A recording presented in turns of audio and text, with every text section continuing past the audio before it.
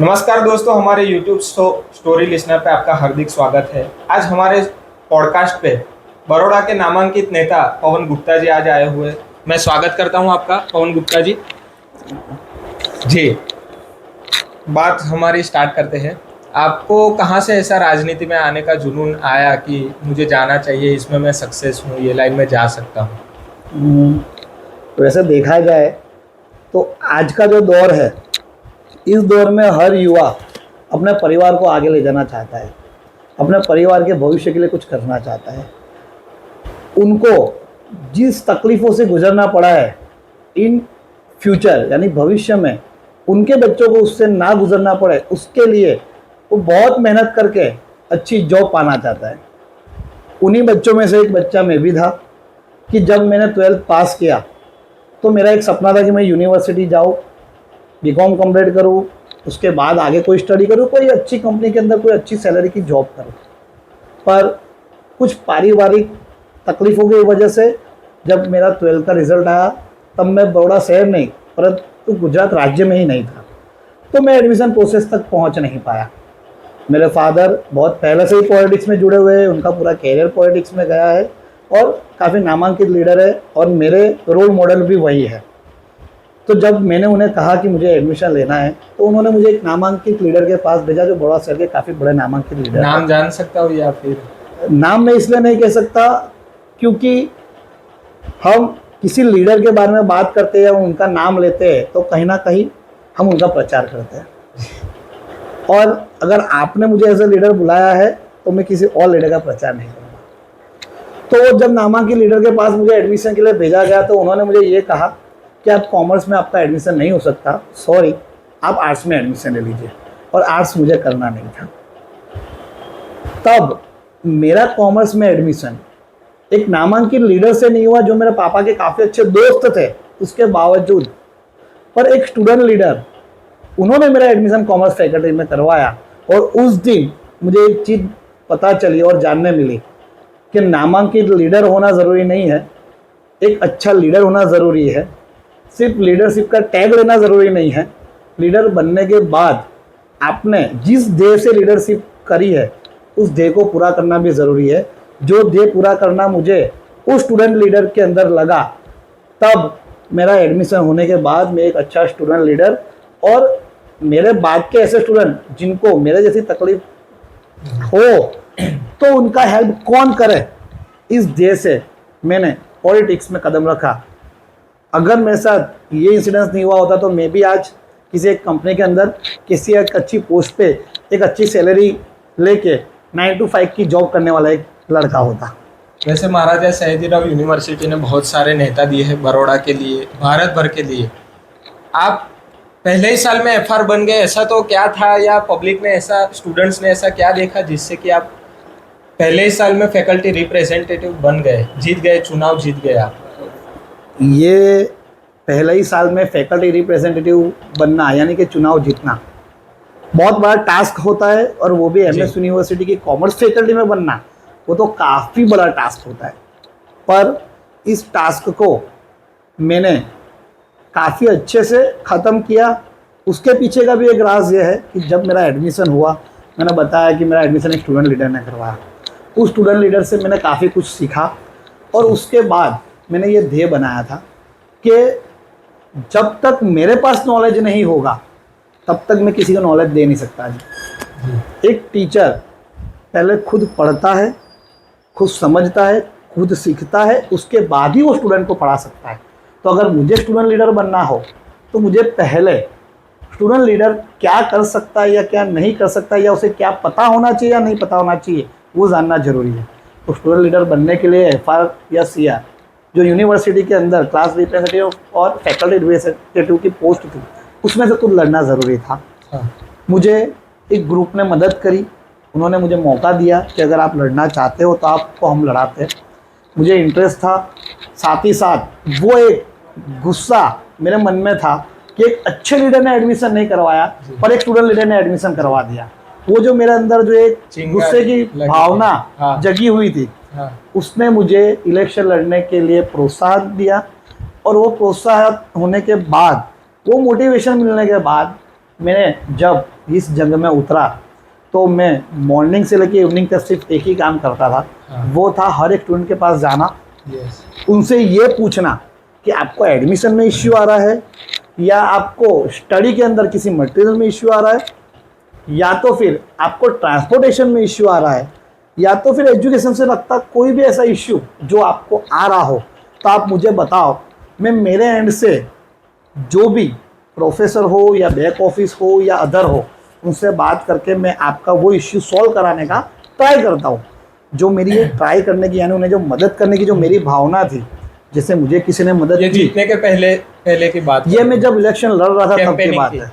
हाँ। तो इस भावना ने मुझे स्टूडेंटों के साथ बॉन्डिंग करवाया, उस बॉन्डिंग ने मुझे स्टूडेंट लीडर बनने की प्रेरणा दी, और उस प्रेरणा के ऊपर ही मैं चुनाव लड़ा। और शायद मैं जहाँ से चुनाव लड़ा वो कॉमर्स फैकल्टी यूनिट बिल्डिंग, वहाँ का इतिहास ऐसा था कि कोई भी इंसान 200 से ज़्यादा वोट नहीं लाता है।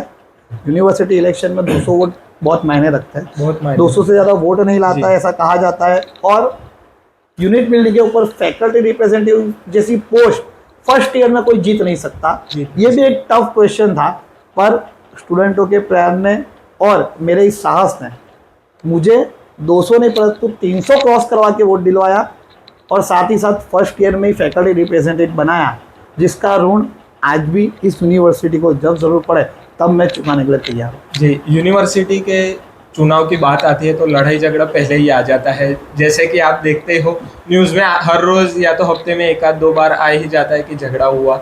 तब तो इलेक्शन का माहौल था, इलेक्शन भी रेगुलर हो रहे थे, तब तो ज़्यादा था ये लड़ाई झगड़े का माहौल। तो आपने उसमें से कैसे आप उसमें से निकले और नेता, अच्छे नेता बने?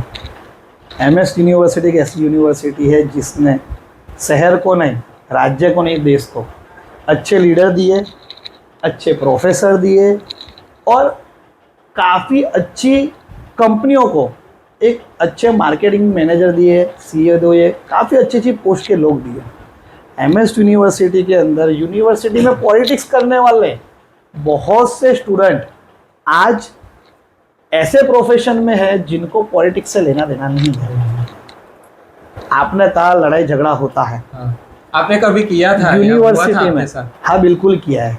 पर लड़ाई झगड़ा करने का मतलब ये नहीं होता है कि हम किसी को मारें। हाँ, यस। लड़ाई झगड़ा करने का दूसरा मतलब ये भी होता है कि अगर किसी स्टूडेंट को कोई विषय के ऊपर तकलीफ पड़ रही है और उस तकलीफ को आप लेके आप किसी प्रोफेसर के पास जाओ, या आप डीन के पास जाओ, या अदर किसी बैक ऑफिस के पास जाओ, और उनसे स्टूडेंट का काम करवाने के लिए जो एग्रेसिवनेस दिखानी होती है उसे भी लड़ाई झगड़ा कहा जाता है। और एक अच्छे लीडर और सिर्फ पॉलिटिक्स करने के लिए या एंजॉय करने के लिए आए लोगों में या स्टूडेंट में यही डिफरेंस होता है। एक अच्छा लीडर हमेशा मैनेजमेंट के सामने लड़ाई झगड़ा करता है, जी। और अदर पॉलिटिक्स करके में आए लोग जो सिर्फ राजनीति में एंजॉयमेंट करने आए हैं, जी। वो स्टूडेंट के साथ मारामारी यानी कि झगड़ों के रूप में लड़ाई झगड़ा हाँ। करता है। वो टाइम पे बहुत चलता था, अभी भी चलता है, लेकिन अभी शायद से कम हो गया इलेक्शन ना होने की वजह से। उस समय पे जो लड़ाई झगड़े होते थे, उस लड़ाई झगड़ों के अंदर ऐसा था कि भाई नए नए स्टूडेंट, नया जोश, नई जुआनी, उबलता हुआ खून, अपने आप को या अपने ग्रुप को मजबूत एस्टेब्लाइज करने के लिए हर ग्रुप के 2-4 लोग ऐसे होते थे जो मारपीट का रास्ता चुनते थे। वो सक्सेस होते थे या फिर? जब जब यूनिवर्सिटी में जिस जिस ग्रुप ने लड़ाई को मारपीट के रूप में लिया है, ना कि मैनेजमेंट के सामने सवाल उठाने के रूप में, तब तब उस ग्रुप को उस साल खुद के कैंडिडेटों को हरा के और उस मारपीट का खामियाजा भुगतना पड़ा है। पर जब जब लड़ाई मैनेजमेंट के सामने हुई है और स्टूडेंटों की जीत हुई है, तब तब वो मैनेजमेंट के सामने लड़ने वाला स्टूडेंट हमेशा एक अच्छा स्टूडेंट लीडर बन के निकला है। जी, बिल्कुल सही। वैसे अभी कॉमन एक्ट आ चुका है तो चुनाव भी नहीं हो रहे, तो उसके बारे में आप क्या कहना चाहोगे? क्या साइड इफेक्ट आएगा यूनिवर्सिटी? MS यूनिवर्सिटी एक ऐसी यूनिवर्सिटी थी जिसमें ऑल ओवर इंडिया नहीं पर ऑल ओवर वर्ल्ड से स्टूडेंट पढ़ने आते थे। जब ये कॉमन एक्ट नहीं था और एक स्टूडेंट विंग जो स्टूडेंट के इश्यूज़ को रिप्रेजेंट करने के लिए चुना जाता था। उस समय यूनिवर्सिटी का एजुकेशन लेवल भी बढ़ा हुआ था, साथों साथ एक्चुअल में स्टूडेंट को पढ़ने वाली तकलीफ़ों को मैनेजमेंट सॉल्व भी करता था, क्योंकि स्टूडेंट लीडर आवाज़ उठाते थे, रिप्रेजेंट करते थे। अब ये हो चुका है कि अब कॉमन एक्ट आ गया है, जिकास का पोर्टल कर दिया है। एमएस यूनिवर्सिटी के जो हमारे राजा ने हमें इसीलिए दी थी कि बड़ौदा और बड़ौदा के आसपास के लोग पढ़ सकते। अच्छा एजुकेशन नज़दीक में ले सके, जी, बिल्कुल। ताकि उन्हें दूर ना जाना पड़े। अब ये हो गया है कि ये यूनिवर्सिटी हो गई है गवर्नमेंट यूनिवर्सिटी, और गवर्नमेंट यूनिवर्सिटी में गवर्नमेंट क्या कर रही है और क्या नहीं करती है तो हर कोई जानता है।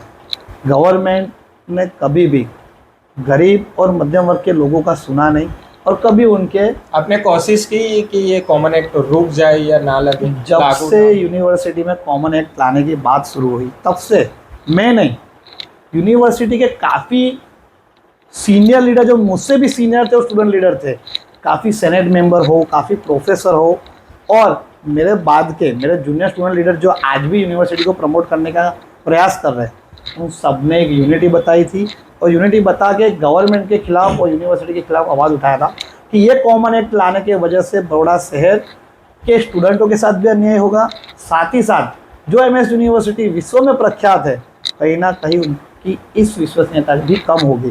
पर हमारी आवाज़ों को दबाया गया, सरकार ने हमारी आवाज़ दबाई, कॉमन एक्ट लागू किया गया, जिकास का पोर्टल आया, और आज आप जानते ही है कि हर साल एमएस यूनिवर्सिटी में जब एडमिशन प्रोसेस स्टार्ट होता है, सबसे ज़्यादा अन्याय बड़ौदा शहर के स्टूडेंटों के साथ होता है, क्योंकि गवर्नमेंट अगर आपको 35% पे पास हो ऐसा लिख के देती हो, तो बड़ौदा शहर के 35% अब ला के पास होने वाले स्टूडेंट बड़ौदा शहर को भेंट में राजा ने दी हुई यूनिवर्सिटी में अगर एडमिशन नहीं मिलता, तो हमें ये दुख होता है कि जिस समय हम थे, हमने 38%, 36% पे भी स्टूडेंटों को एडमिशन एक टाइम दिलाया था कि यूनिवर्सिटी में 15-15 हज़ार लोगों को एडमिशन दिया जाता था, और एक आज का टाइम है 6,000 स्टूडेंट्स पे सीमित कर दिया गया है, तो वो भी बहुत बड़ा इम्पैक्ट हो सकता है। बिल्कुल। एमएस यूनिवर्सिटी जो कॉमर्स फैकल्टी, वो एमएस यूनिवर्सिटी की सबसे बड़ी फैकल्टी कहा जाता था।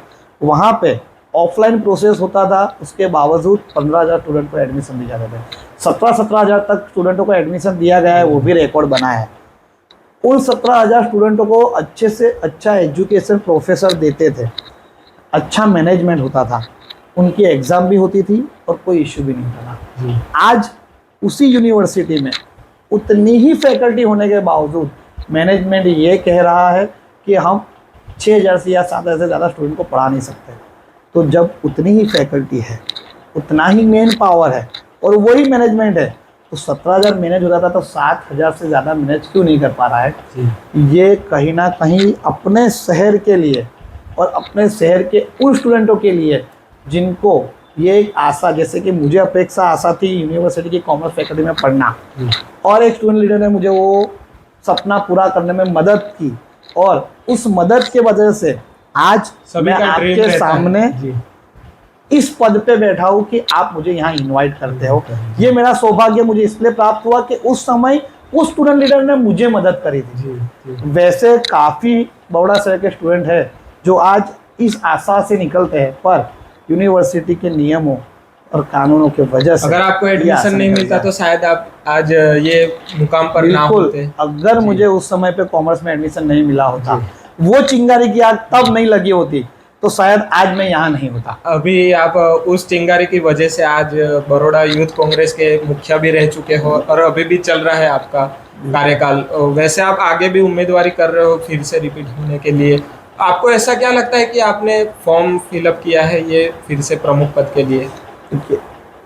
राजनीति में चुनाव लड़ना एक पार्ट है, सेवा करना एक पार्ट है। मैं पिछले 1.5 साल से शहर का युवा का अध्यक्ष हूँ। यूथ कांग्रेस के स्टेट के प्रेसिडेंट ने मुझे शहर के यूथ कांग्रेस के प्रमुख के तौर पे चुना और मुझे ये जवाबदारी दी कि युवाओं का आवाज़ बनो, शहर का आवाज़ बनो, शहर के लोगों के लिए लड़ाई लड़ो। कितने काम किए हो गया आपने बड़ौदा के लिए और जिससे कि बड़ौदा की आम जनता को फ़ायदा भी हुआ हो, आम नागरिकों को? अगर आप कुछ करते हो तो उसे गिनाओ नहीं, और गिनते हो तो करो नहीं, ऐसा माना जाता है। पर क्योंकि राजनीति में आप जो कर रहे हो दिखेगा नहीं, तो आप क्या कर रहे हो ये लोगों को पता चलेगा भी नहीं। ये भी एक प्रथा है, ये भी एक हमारे समाज ने बनाया हुआ ही उसूल है कि आप कुछ कर रहे हो तो बताओ, और इसी समाज ने बताया है कि कर रहे हो तो बताओ नहीं। पर राजनीति में कर रहे हो तो बताओ ये शब्द ज़्यादा लागू पड़ता है। तो ज़्यादा तो नहीं, पर मैं आपको 2-4 ऐसे मेरे किस्से बताता हूँ जिससे आज मुझे भी ये गर्व फील हो रहा है कि मैं इस पद पे आया या तो फिर राजनीति में आया तो अच्छा हुआ। और साथ ही साथ बड़ौदा शहर के उन लोगों को भी मैं हंसता देखता हूँ तो मुझे खुद की अंतरात्मा हंसती दिखती है। उसमें से एक किस्सा है, बड़ौदा शहर के आजवा चौकड़ी पास आया हुआ एकता नगर, जब कोविड का समय शुरू हुआ था, ऐसी कोविड के समय में जब लोगों को ये कहा जाता था कि आप घर में रहो और सेफ रहो, ऐसे समय में सरकार ने उस एकता नगर के 250 मकानों को तोड़ने का और उन्हें वो घर खाली करके कहीं और चले जाने का आदेश दिया था। अब जब कोरोना में देश के प्रधानमंत्री ये कह रहे हैं कि घर में रहो, सुरक्षित रहो, तो उसी पार्टी के शहर में बैठे सत्ताधीश खुद के कुछ फायदे के लिए उन 250 लोगों को बेघर करना चाहते थे। तब मैंने उन्हें उस जंग में मदद करने का वादा किया। मैं तकरीबन 4 से 5 दिन उनके साथ उनके वहाँ रहा और काफ़ी बड़ी जंग चली। बड़ौदा के काफ़ी नगर सेवकों से मैंने बात करी, उन्हें भी रिक्वेस्ट किया कि ये गलत हो रहा है, इन्हें रोका जाए। और मेरी इस बात को, मेरी इस मांग को हर कोई ने स्वीकारा और आज कोविड का 3 से 4 साल बीत गए हैं, अभी तक उन एकता नगर के 250 लोगों को सरकार ने बेघर नहीं किया, अभी भी वो वहाँ रह रहे हैं। बहुत खुशी की बात मेरे लिए भी है कि मैंने किसी का घर बिछड़ने नहीं दिया। एक और इंसिडेंस मेरे साथ हुआ, उसी कोविड के दरमियान संजय नगर का एक आवासों का एक बहुत बड़ा मुद्दा था कि 2017 में सरकार ने 18 महीनों में उन्हें बेहतर घर देने का सपना दिखा के उनके घरों को तोड़ दिया। और जब तक उनके घर उन्हें ना दिए जाए तब तक कहीं और रहने के लिए हर महीने 2000 का किराया देने का वादा किया। पर सरकार बोल के मुकर जाने में मानती है, ऐसा मुझे लगता है। सरकार ने उन्हें वादा किया पर 18 महीने में ना तो उन्होंने घर दिया और ना ही उनको कहीं और रहने के लिए जो 2000 का मंथली भाड़ा देने की बात की थी वो भी नहीं दिया, जो रेंट देने का। तब संजय नगर के आवास के काफ़ी लोग मेरे पास आए, उन्होंने मुझे ये कहा कि मुझे मदद करिए। मैंने उनकी आवाज़ को अपनी आवाज़ बनाई और 33 दिन 33 डेज संजय नगर के उस ग्राउंड में जहाँ डेंगू मलेरिया के मच्छर मुझे काट रहे थे, जहाँ बारिश का समय था, मेरे पलंग के नीचे से सांप कछुआ जाता था। ओहो, वैसी कंडीशन में 33 दिन मैंने वहाँ बिताए। सरकार के सामने आवाज़ उठाई। सरकार में ऑपोजिशन को रिप्रेजेंट करते थे ऐसे स्टेट लेवल के लीडर्स उस ग्राउंड में आए हमारी आवाज़ को साथ देने के लिए। 33 दिन के अंदर उन लोगों को मैंने पिछले 2 साल का जो रेंट उन्हें नहीं मिला था वो रेंट एक ही साथ दिलवाया। क्या बात है। ताकि उनको आगे कुछ महीनों तक खुद का गुजारा करने का एक मनोबल मिल गया, एक कहते ना बैकअप मिल गया। और उनका जो घर बनने का सपना, उनको जो घर देने का सपना सरकार ने दिखाया था, जिसकी नींव तक नहीं रखी गई थी, वहाँ उस घरों को बनाने का काम तेजी से शुरू करवा दिया ताकि इन फ्यूचर वो जल्द से जल्द उन्हें मिल जाए। और वो एक जंग मैंने जो लड़ी उसमें भी 1700 या 1800 लोगों के वहाँ घर थे और उनके चेहरे की स्माइल ने मुझे भी एक स्माइल दी। मतलब आप लोगों में फैले हुए हैं। मुझे लोगों को तकलीफ में देखता हूँ तो उनकी तकलीफ में सहन नहीं कर सकता, क्योंकि मैं खुद भी एक, आपको महसूस होती है उनकी तकलीफ। मैं खुद एक मिडिल क्लास फैमिली से बिलोंग करता हूँ। तो किस तरह से मेहनत करके एक बाप अपने बच्चों को खिलाता है, वो दुख, वो मेहनत, वो तकलीफ मैंने देखी हुई है जी। तो मुझे ये फील होता है कि उनकी तकलीफ जो है वो मेरी तकलीफ है जी। वैसे पॉलिटिक्स मतलब राजनीति में जो युवा वर्ग है वो आना नहीं चाहता है, उसका कोई रीज़न मैं जान सकता हूँ? आप नेता हो तो। आज की पॉलिटिक्स वो सेवा की नहीं, मेवा की पॉलिटिक्स हो गई है, जी ये दिख रहा है। इसका कुछ छोटा मोटा एग्जाम्पल दूंगा, मैं किसी का नाम तो नहीं लूंगा, पर एक नगर सेवक शहर का नगर सेवक बनने समय एक स्कूटी, बाइक या एक छोटी सी गाड़ी लेके निकला होता था, पर जब उसके नगर सेवा के 5 साल खत्म होते तब उनके पास महंगी गाड़ी और बड़ा बंगला आ जाता है। जी अगर वो सही में नगर सेवक सेवा करने निकला हो तो ऐसा तो 5 साल में क्या हो गया कि उनके पास इतना कुछ आ गया। जी ये जो एक भ्रष्टाचार चल रहा है, इस भ्रष्टाचार के दलदल में कोई भी युवा अपने आप को गिराना चाहता नहीं है। वो ये चाहता है कि ये दलदल या ये कीचड़ में अपने पे क्यों लगाओ। पर ये भी सत्यता है कि परिवर्तन करने के लिए उस किस्से का भाग बनना भी ज़रूरी है। जब तक युवा ये नहीं समझेगा कि इस देश में जो हो रहा है वो होने के लिए जिम्मेदार हम भी है, जी और हमने हमारी जिम्मेदारी नहीं निभाई इसलिए ये हो रहा है, तो आओ अब हमारी जिम्मेदारी हम स्वीकारते हैं और इसे बदलते हैं। ऐसा जब तक सोचेंगे नहीं तब तक ये बदलेगा नहीं। आगे के दिनों में शायद आप चुनाव जीत भी जाओ तो ऐसा क्या कार्य करोगे कि जिससे कि आपके साथ ज़्यादा से ज़्यादा यूथ के लोग, मतलब जो यंग जनरेशन है, आपके साथ जुड़ेगी? आज की यंग जनरेशन 2 चीज़ बहुत ज़्यादा करती है। एक, ऑनलाइन फ़ोन लेके बैठे रहेंगे और टपोरी जैसे वीडियो देखते रहेंगे। और वही यंग जनरेशन एक दूसरी चीज़ ये देखती है कि उस सोशल मीडिया में काफ़ी लोग अपनी सोशल सर्विस अपलोड करते हैं, तो मैं भी वो सोशल सर्विस करूं। ये 2 चीज़ पे आज के युवा बहुत फोकस करते हैं। मेरा चुनाव लड़ना, चुनाव जीतना या चुनाव हारना, वो मेरी सेवा करने की जो नीति है, वो सेवा करने का जो ध्येय है, उसे कोई भी तरीके से इफेक्ट नहीं करता। अभी भी जब मैं ये युवा का प्रमुख बना, उस समय भी मैं इसमें सेवा करता था और कर रहा हूँ। इन फ्यूचर इलेक्शन लड़ रहा हूँ, परिणाम क्या आता है वो मेहनत बताएगी, पर परिणाम से मेरी सेवा को कोई असर नहीं होगा।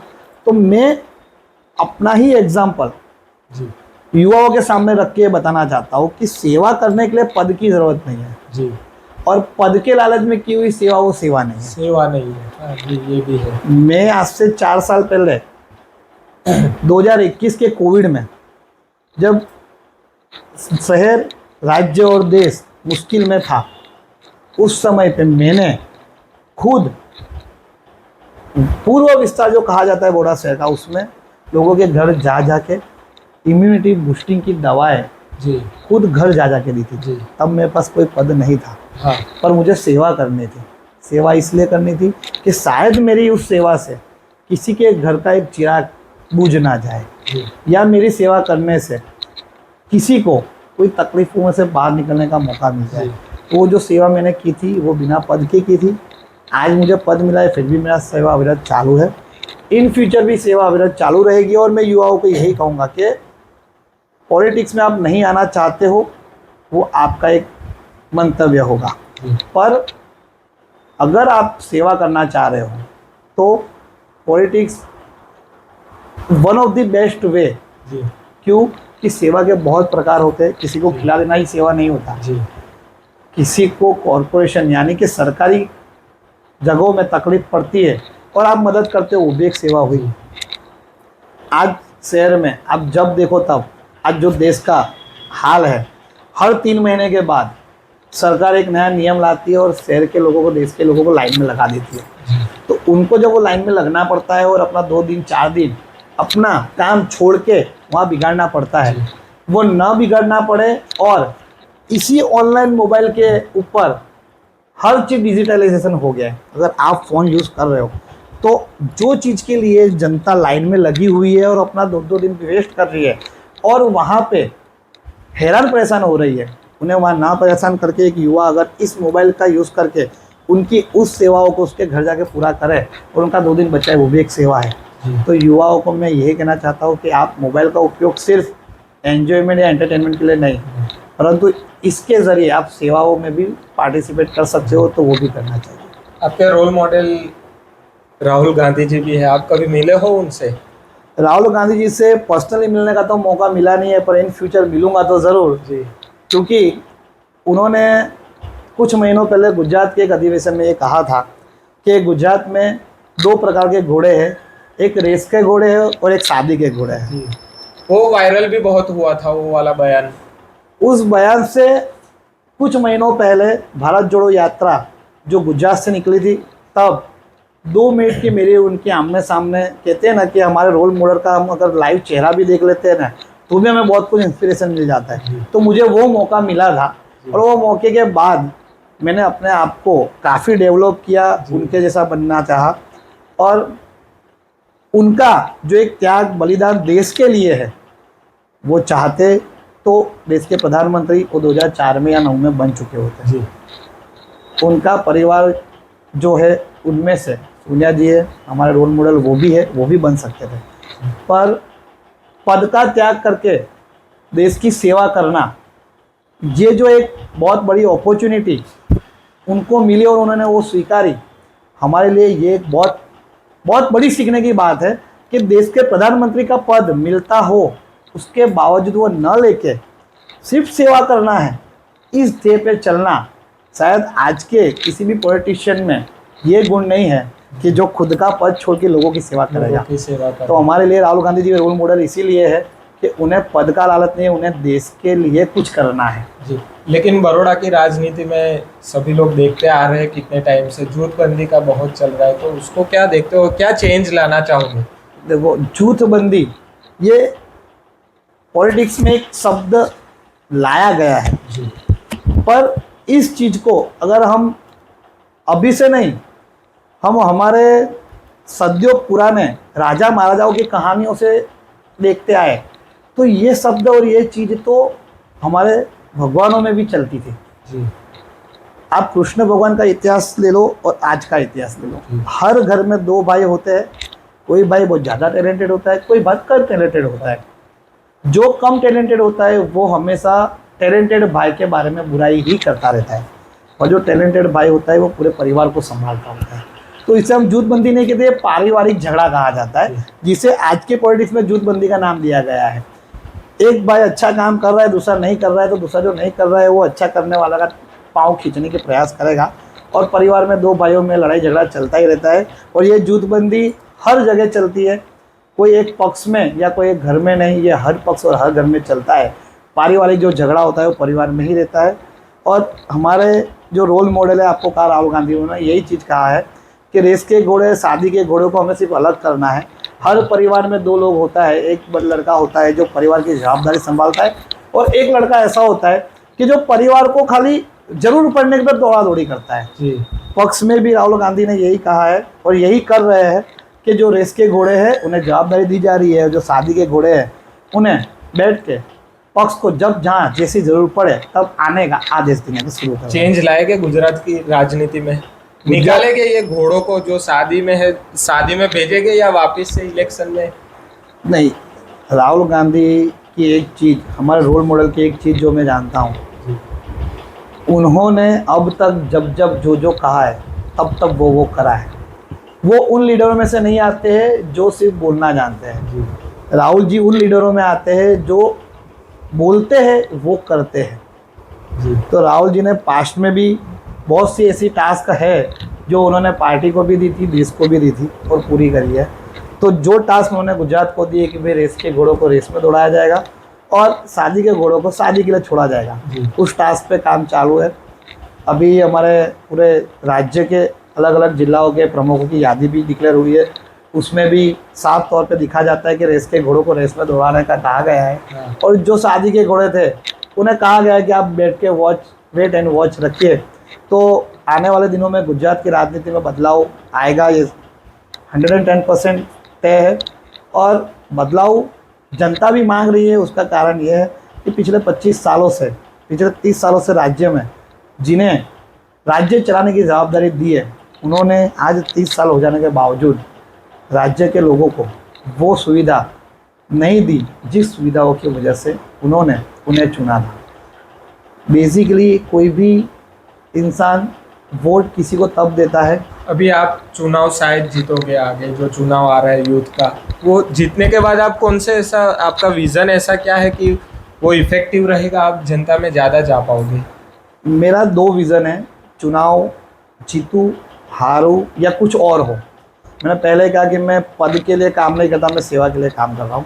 मेरा विज़न ये है, जिस पे मैं अभी भी काम कर रहा हूँ, कि पहले तो हमारे शहर के जो युवा है, वो युवा कहीं ना कहीं, आपको बताया ऐसा, एंटरटेनमेंट की दुनिया में कन्वर्ट हो गए हैं। वो ना अपने परिवार को साथ दे पा रहे, ना शहर को साथ दे पा रहे, ना अपना खुद का कैरियर बना पा रहे जी। हैं। तो ऐसे जो युवा है, जो कहीं ना कहीं अपने एम से भटक गए, उन्हें मोटिवेट करने के लिए मैं शहर में कुछ न कुछ मोटिवेशनल वर्क शुरू करने वाला हूँ, ताकि एक युवा अपनी जवाबदारी को समझे। युवा की जवाबदारी सिर्फ घर को या माँ बाप को चलाना नहीं होता, युवा की जवाबदारी अपने घर से लेकर अपने देश तक की होती है। जी। वो जवाबदारी वो समझे और उस जवाबदारी को समझ के उस जवाबदारी को निभाए। साथ ही साथ हम जिस शहर से बिलोंग करते हैं, वो शहर ज़्यादातर मध्यम और गरीब वर्ग के लोगों का है, जिनका घर रास्तों से चलता है। जी। रास्तों पे उनका रोजगार है, उससे उनका घर चलता है।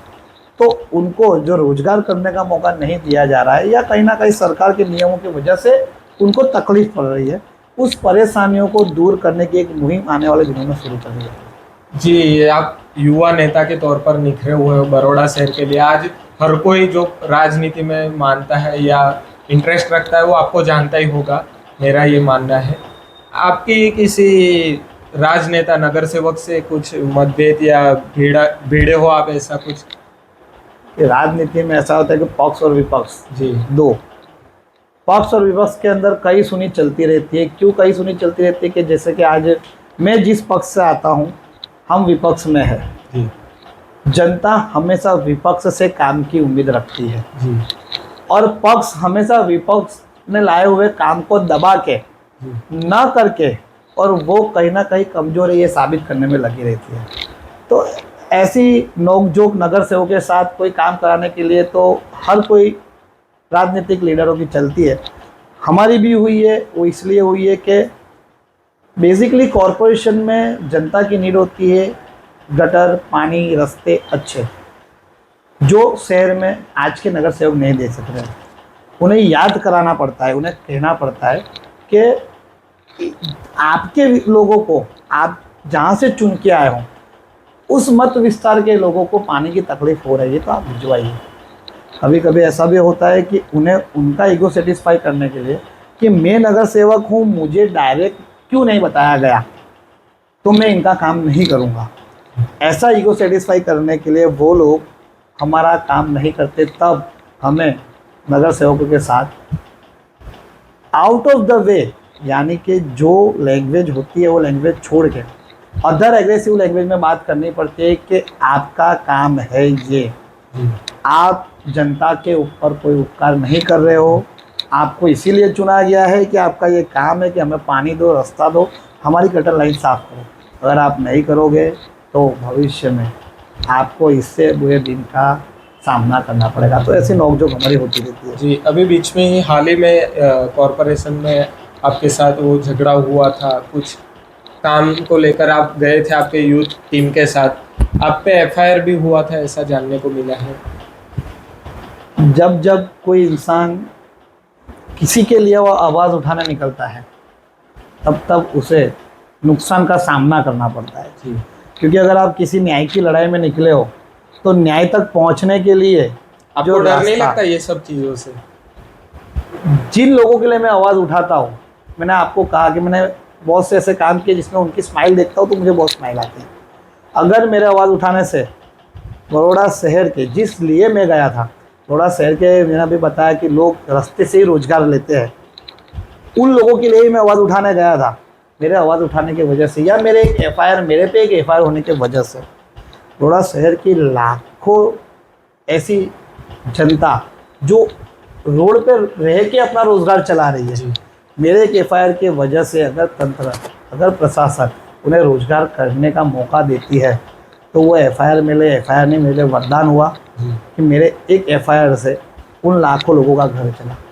तो ऐसी एफआईआर लेके भी अगर सेवा करने की नौबत आए तो मैं सेवा करने के लिए तैयार हूँ। जी, तो ये थे हमारे बड़ौदा के आने वाली पीढ़ी जो बड़ौदा को रिप्रेजेंट करने वाले हैं, बड़ौदा को आगे ले जाने वाले हैं, पवन गुप्ता जी। उनसे बात कर आपसे बात करके बहुत अच्छा लगा, और आप में जो नॉलेज है मैं बोल सकता हूँ कि आप बहुत आगे बढ़ोगे राजनीति में। आपको आने वाले चुनाव के लिए खूब खूब अभिनंदन। Thank keep you it very up, much. काम करते रहे, बड़ौदा के लिए आगे बढ़ते रहे। Thank you thank you very so much. ऐसे ही पॉडकास्ट के लिए आप हमारा चैनल लाइक, सब्सक्राइब और कमेंट करते रहिए और हमारे साथ जुड़े रहिए।